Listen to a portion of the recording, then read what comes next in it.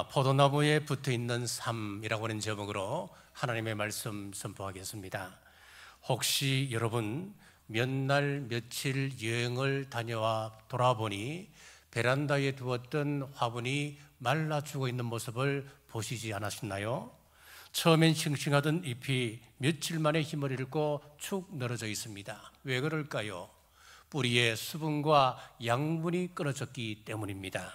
우리 신앙도 마찬가지입니다. 예배에 성실하고 말씀 붙들며 기도할 때는 마음이 싱싱하고 활력이 넘칩니다.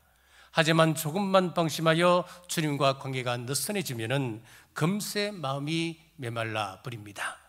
아무리 예를 써도 힘이 없는 이유는 단 하나, 생명의 근원 대신 예수님께로부터 떨어져 있기 때문입니다.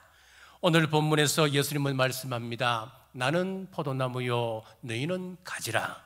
사랑하는 여러분, 오늘 이 말씀을 통해 우리가 어떻게 주님께 붙어 있을 수 있고, 그리고 그 안에서 참된 생명과 열매를 맺는 삶을 살 수 있는지 말씀을 함께 나누겠습니다. 첫째, 하나님과 예수님과 우리의 관계입니다. 5절입니다. 나는 포도나무요 너희는 가지라. 여러분, 가지가 스스로 살 수 있습니까? 불가능합니다. 가지는 나무에 붙어 있어야만 살아갈 수가 있습니다. 그러므로 나무와 가지는 하나입니다. 이 관계를 이해하셔야 성경에 나오는 여러 사건들을 이해할 수가 있습니다. 사도행전 9장 1절에서 2절 말씀입니다. 사울이 주의 제자들에게 대하여 여전히 위협과 살기가 등등하여 대제사장에게 가서 다메섹으로 회당에 가져갈 공문을 청하니, 이는 만일 그 도를 따르는 사람을 만나면 남녀를 막론하고 결박하여 예루살렘으로 잡아오려 함이라. 사울이 교회를 핍박했습니다. 예수님을 믿는 사람들을 잡아 가두기도 하고 죽이기도 했습니다. 그러다 다메섹 도상에서 부활하신 주님을 만났습니다. 주님께서 말씀합니다. 사울아, 사울아, 내가 왜 나를 박해하느냐? 사실 사도 바울은 예수님을 박해한 적이 단 한 번도 없습니다. 다만 예수님을 믿는 사람들을 박해했을 뿐입니다. 그런데 예수님께서 말씀하시기를 네가 나를 박해했다라고 말씀하십니다. 이게 무슨 뜻이겠습니까? 가지가 상하면 나무도 상하는 법입니다. 그러므로 예수님을 믿는 사람을 박해하는 것은 곧 예수님을 박해하는 것입니다. 그렇습니다. 우리가 아플 때 주님도 아파하십니다. 우리가 기뻐하면 주님 또한 기뻐하십니다. 우리가 눈물 흘리면 주님도 함께 울고 계십니다. 나무와 가지는 하나입니다. 예수님께서 또 말씀합니다. 1절 말씀입니다. 나는 참 포도나무요 내 아버지는 농부라. 하나님을 농부라고 말씀하셨습니다. 농부의 관심은 열매에 있습니다. 2절 말씀입니다. 물은 내게 붙어 있어 열매를 맺지 아니하는 가지는 아버지께서 그것을 제거해 버리시고, 무릇 열매를 맺는 가지는 더 열매를 맺게 하려 하여 그것을 깨끗하게 하시느니라.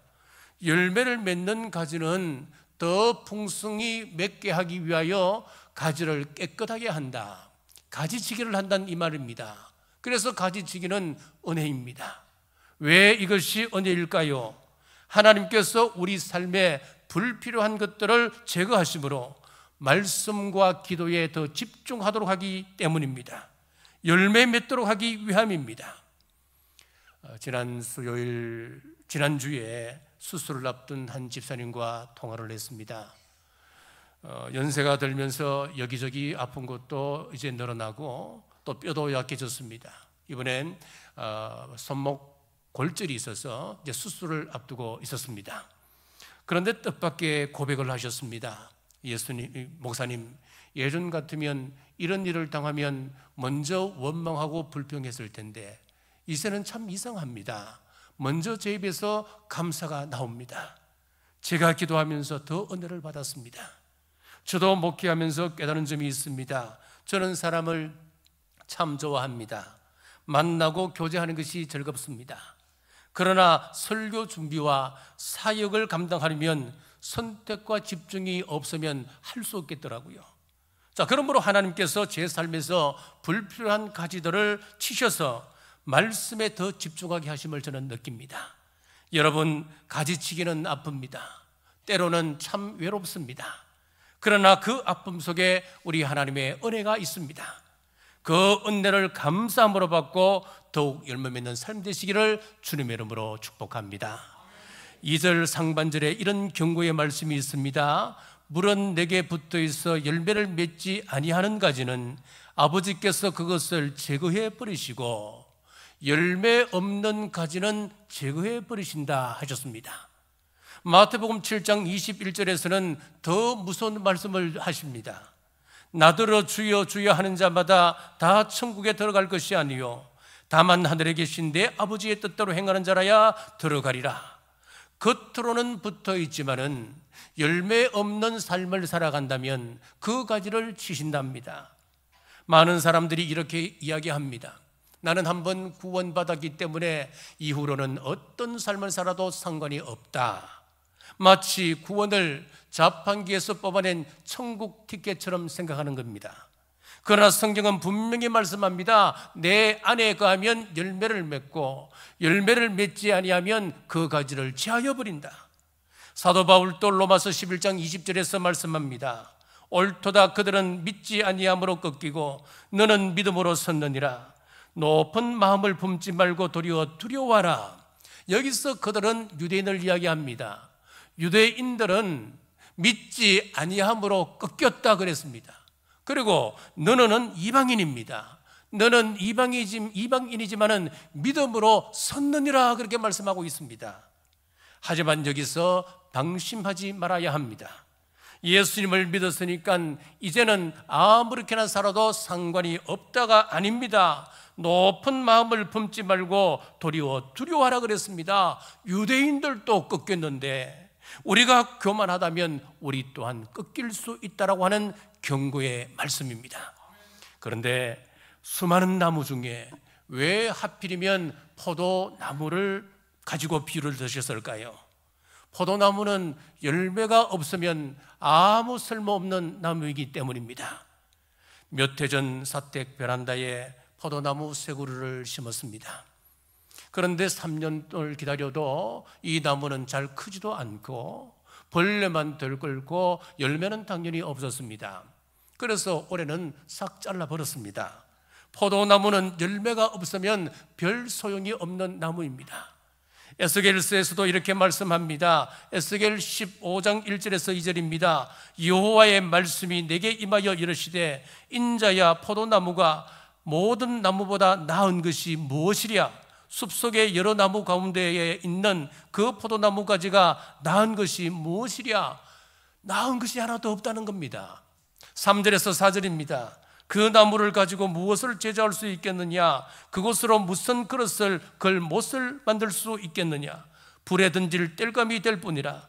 불이 그 두 끝을 사르고 그 가운데도 태웠으면 제조에 무슨 소용이 있겠느냐? 그 나무 가지고는 아무것도 제조할 수 없답니다. 심지어는 그릇을 걸어둘 못조차 만들 수 없는 나무가 포도나무라고 하는 겁니다. 열매 없이는 땔감밖에 되지 않습니다. 그렇습니다. 우리가 열매 없는 삶을 살아간다면 세상에서 사실 별 의미 없는 존재가 될 수밖에 없습니다. 우리가 모여서 기도드린다고 GNP가 올라갑니까? 아니지요. 요즘 안보에 대한 걱정이 많습니다. 기도한다고 탱크가 한 대 뚝 만들어집니까? 아니지요. 경제가 어렵습니다. 기도한다고 하늘에서 쌀가마니가 떨어집니까? 아닙니다. 하나님이 우리에게 기대하시는 것은 열매입니다. 이것이 없으면 사실은 우리는 세상에서 별로 쓸모없는 존재이기 때문에 우리에게서 기대하는 것은 열매를 기대하는 겁니다. 주님께서 우리를 구원하신 목적이 뭡니까? 당연히 천국이지요. 그런데 천국은 베드로전서 1장 9절에 보니까 믿음의 결국 곧 영혼의 구원을 받음이라 믿음의 결과로 주어지는 것이 천국이랍니다. 자, 그렇다면 구원의 목적은 구체적으로 무엇이겠습니까? 오늘 말씀에 비추어 보면 열매 맺는 삶인 겁니다. 주님께서 우리를 구원하시고 붙들어 주시며 돌보시는 이유도 열매를 맺게 하기 위함입니다. 그러므로 주님 안에 거하고 가지치기의 은혜를 감사히 받아서 풍성한 열매 맺는 삶을 살아가시기를 주님의 이름으로 축복합니다. 둘째, 주님께서 원하시는 열매 맺는 비결은 접붙임입니다. 4절입니다. 내 안에 거하라, 나도 너희 안에 거하리라. 가지가 포도나무에 붙어 있지 아니하면 스스로 열매를 맺을 수 없음 같이 너희도 내 안에 있지 아니하면 그러하리라. 가지가 열매를 맺는 비결은 나무에 붙어 있으면 됩니다. 생명은 나무로부터 오기 때문입니다. 혹시 영적으로 메마르다고 느끼고 계신 분 아니 계신가요? 다시 주님께 붙어 있으십시오. 말씀에 붙고 기도에 붙고 신앙 공동체에 붙으십시오. 붙어 있으면 반드시 열매를 맺습니다. 그런데 참 이상합니다. 왜 반복적으로 이 가지는 나무에 붙어 있어야 한다, 절대로 떨어지면 안 된다라고 말씀하고 있습니까? 가지가 나무에 붙어 있는 것은 너무나 당연한 것 아니겠습니까? 당연한 것을 왜 강조하여서 떨어지면 안 돼, 떨어지면 큰일 나, 끝까지 붙어 있어야 돼 말씀하는 걸까요? 여기에 중요한 메시지가 있습니다. 로마서 11장에서는 감람나무로 비유하고 있습니다. 우리는 본래 돌감람나무였는데 참 감람나무에 접붙임을 받았다고 말씀합니다. 여기 감람나무 대신에 포도나무를 넣어보십시오. 요한복음 11장 15장 1절에 보니까 참 포도나무라고 예수님께서 말씀하셨습니다. 그냥 포도나무라고 하시면 될 텐데 왜 구태여 참 포도나무라고 말씀하셨을까요? 자, 그러면은 나쁜 포도나무도 있다는 말 아니겠습니까? 이사야서 5장 2절에 보시면은 땅을 파서 돌을 제하고 극상품 포도나무를 심었도다. 그 중에 망대를 세웠고 또 그 안에 술터를 팠도다. 좋은 포도 맺기를 바랐더니 덜 포도를 맺었도다. 그렇습니다. 덜 포도나무가 있는 겁니다. 좋은 포도나무를, 포도 열매를 얻기 위하여 농부들은 접붙임을 합니다. 우리 동영상을 한번 보시겠습니다.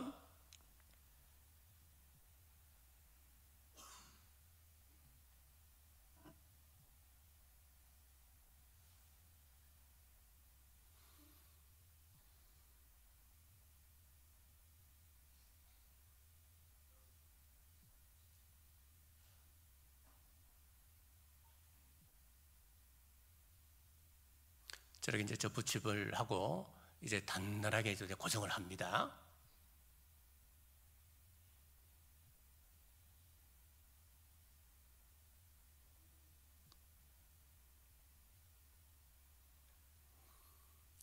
자, 울릉도에는 이 바람이 굉장히 강하게 불입니다. 강하게 불기 때문에 이 과일 농사 짓기가 쉽지 않습니다. 그래서 울릉도는 과일이 굉장히 귀합니다. 감나무는 귀하지만은 대신 고염나무가 많습니다. 이 고염나무를 보시면은 아주 작은 감이라 생각하면 돼요. 감 모양과 똑같습니다. 마치 엄지 손톱만한 크기밖에 되지 않잖아요.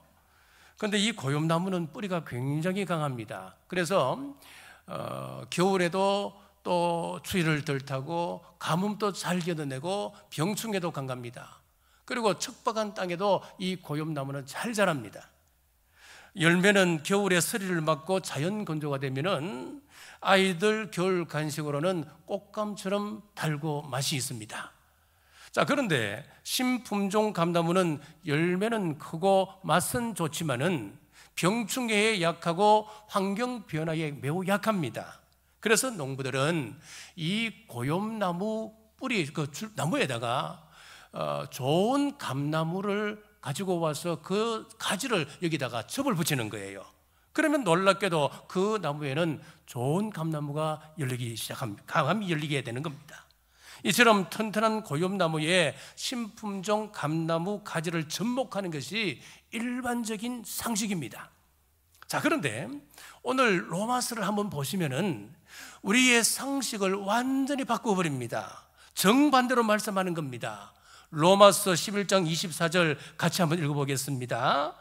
내가 원돌 감람나무의 찍힘을 받고 본성을 거슬러 좋은 감람나무의 접붙임을 받았으니, 자, 여기 보시면은 참 감람나무에 돌 감람나무 가지를 접붙인다 그랬어요. 참 포도나무에 덜 포도나무 가지를 접붙인답니다. 그러면 어떤 현상이 생길까요? 우리 일반 상식으로 보면 여기는 돌 감람나무 열매가 가득 열리게 되는 겁니다. 덜 포도 열매가 가득 열리게 되는 겁니다. 로마서 11장 17절 같이 읽겠습니다. 또한 가지 얼마가 꺾이었는데 돌 감람나무인 내가 그들 중에 접붙임이 되어 참 감람나무 뿌리의 진액을 함께 받는 자가 되었은저. 일반 상식과 정반대입니다. 원래 우리 본성은 악합니다. 우리의 생각은 늘 악합니다. 어려서부터 생각이 악하고 좋은 열매 맺을 능력은 전혀 없습니다. 사도 바울도 분명히 이 상식을 알고 계셨을 텐데 왜 이렇게 이 비유를 당당히 이렇게 성경에 기록하고 있을까요? 이 며칠을 고민하며 자료를 찾았습니다마는 시원한 해석이 없었어요. 그래서 이 예화를 쓸까 말까 고민을 많이 했습니다. 성경 말씀은 이런 접붙임의 원리에 관한 설명이기 때문에 상식에 맞지 아니하여도 이해하고 들으시면 됩니다. 이렇게 전달하고 이 예화를 쓸까 고민을 참 많이 했습니다. 자, 그러던 중 금요일 새벽 기도 때 문득 이 생각이 순식간에 지나가는 겁니다. 로마서 11장 23절입니다. 같이 읽겠습니다. 그들도 믿지 아니하는데 머무르지 아니하면 접붙임을 받으니리 이는 그들을 접붙이실 능력이 하나님께 있음이라. 아멘. 복음은 인간의 상식을 뛰어넘는 은혜입니다, 여러분. 우리가 원한 것이 아니었잖아요. 우리 하나님께서 하나님의 능력으로 우리를 접붙여 주셨다라고 말씀하고 있습니다.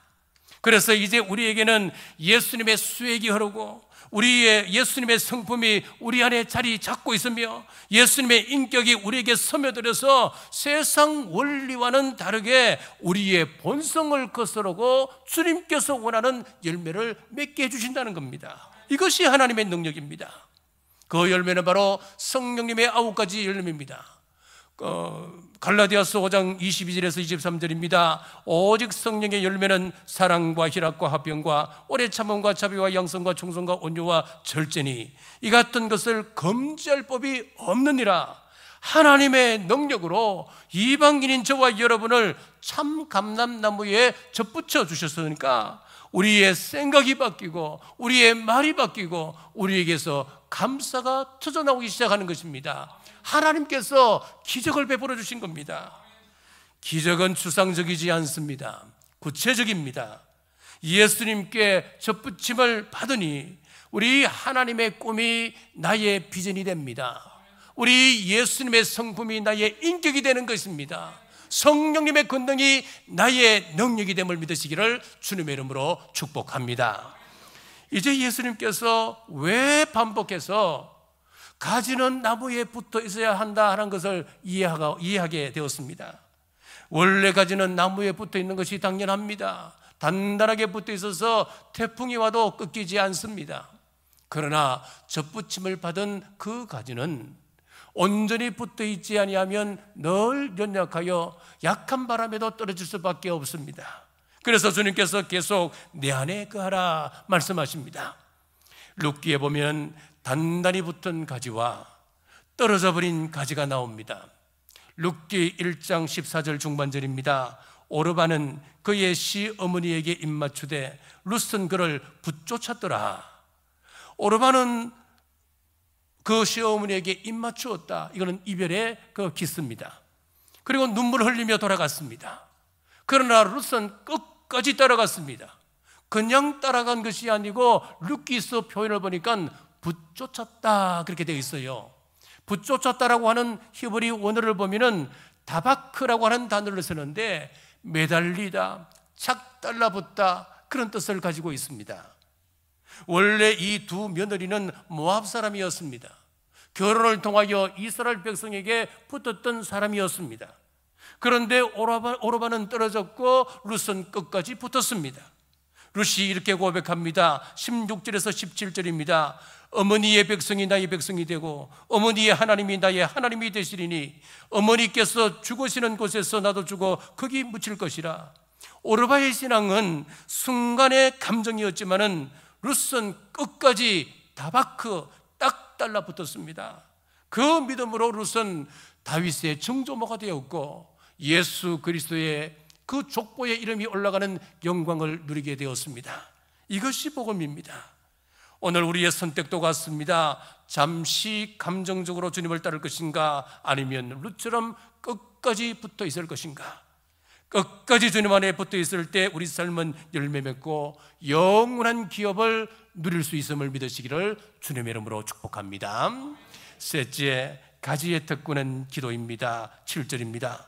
너희가 내 안에 거하고 내 말이 너희 안에 거하면 무엇이든지 원하는 대로 구하라. 그리하면 이루리라.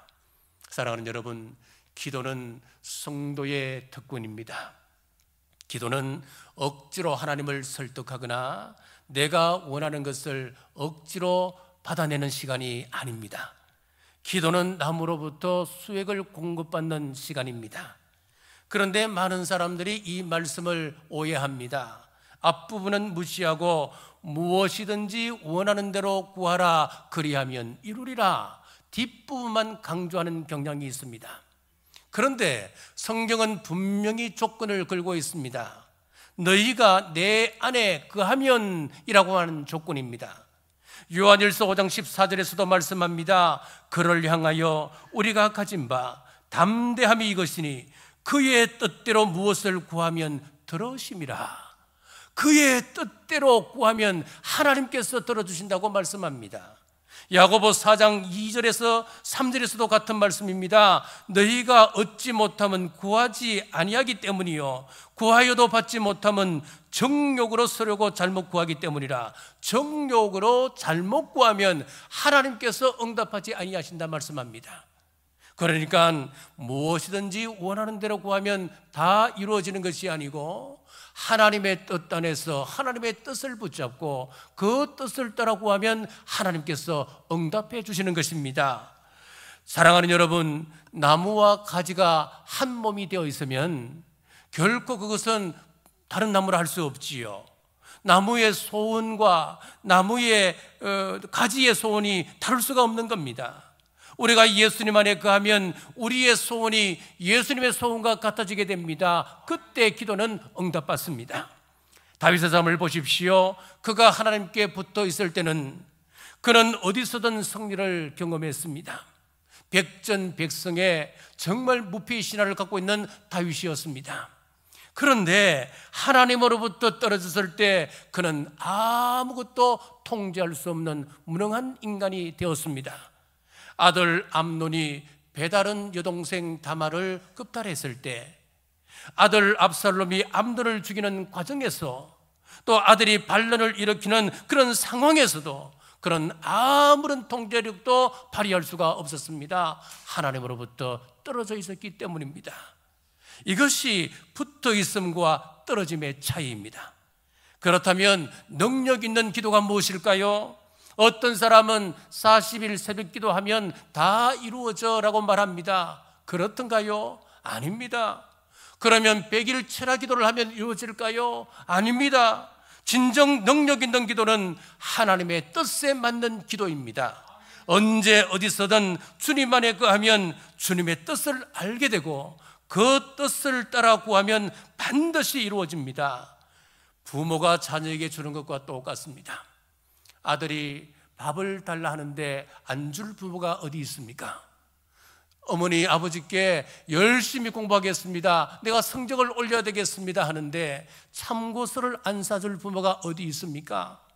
하지만 과일을 깎는데 이제 각 그런 말을 뗀 아들이 칼을 달랍니다. 그 칼을 줄 부모가 어디 있습니까? 부모의 뜻과 자녀의 요구가 일치할 때 기꺼이 주는 것처럼 우리의 기도도 주님의 뜻과 일치할 때 응답이 있습니다. 혹자는 이렇게 말합니다. 나는 기도를 잘 못해요. 말 주변이 없었어. 그런데 여러분, 기도는 이 말 주변과 상관이 없습니다. 유창한 말솜씨가 중요한 것이 아닙니다. 기도는 하나님과의 관계 속에서 드려지는 호흡과 같기 때문에 우리가 숨을 쉬듯이 하나님 잘못했습니다. 하나님 이것이 필요합니다. 하나님 감사합니다. 도와주세요. 그렇게 하는 것이 기도입니다. 예수님도 겟세마네 동산에서 내 뜻대로 마옵시고 아버지의 뜻대로 하옵소서. 참된 기도는 내 뜻을 관철시키는 것이 아니고 하나님의 뜻에 동의하는 것입니다. 사랑하는 여러분, 혹시 기도가 잘 안 된다고 느끼십니까? 그렇다면 다시 믿음의 자리, 기도의 자리로 돌아가십시오. 주님께 붙어 있으므로 주님 닮은 열매를 풍성히 맺기를 주님의 이름으로 축복합니다. 말씀을 맺겠습니다. 예수님은 참 포도나무입니다. 우리는 가지입니다. 우리는 나무 없이 단 한순간도 살아갈 수가 없습니다. 포도나무이신 주님께 붙어 있을 때 우리는 참 생명을 얻고 기도의 응답을 경험하며 풍성한 열매를 맺을 수 있습니다. 사랑하는 여러분, 스스로에게 한번 물어보십시오. 나는 정말 주님께 붙어 있는가? 나는 지금 다바크 주님께 딱 붙어 있는가? 말씀에 거울에 비추어서 자신을 겸손히 점검하시기를 주님의 이름으로 축복합니다. 기도하겠습니다. 하나님 아버지, 오늘 저희를 포도나무에 붙은 가지처럼 주님 안에 붙들어 주심을 감사합니다. 주님, 저희를 깨끗하게 하시고 말씀으로 가지를 다듬으사 더 풍성한 열매 맺게 하옵소서. 저희가 늘 주님 안에 거하게 하시고 주님의 사랑 안에서 삶이 살아나게 하옵소서. 저희의 마음과 생각이 세상의 유혹과 염려로 흔들릴 때도 주님께서 친히 붙들어 주심을 믿으며 다시 오실 예수님 이름으로 간절히 기도드리옵나이다. 아멘.